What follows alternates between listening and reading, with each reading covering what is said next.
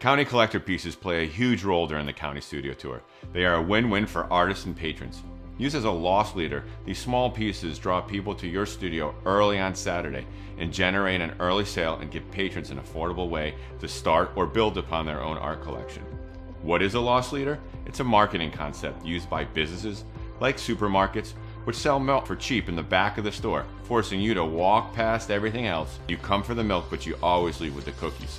The County Collector piece gives you an opportunity to sell a fully priced piece of art to someone who may have come in for the loss leader. We provided you with a board and a frame to create on. Are you a 3D artist? Have no fear, we can easily turn this into a pedestal to display your art on. Be creative with this. Remember, we are artists. The key to making the County Collector a success is making sure it is the same quality and consistency of your other pieces. This isn't time to experiment and try something new. You want to do what you do best and what you are known for. Use your best-selling piece as inspiration and make something based on that. If your average price point is below the $75, then make this extra special. You can always make 2 6x6 paintings and sell them together for $75. If you are a potter or a jeweler, put a nicer piece on the County Collector box. Make it a doorbuster deal. You only need one to bring everyone in. I personally always choose a theme and make one great piece as my County Collector and support it with other paintings of the same theme. It's a fun opportunity to market.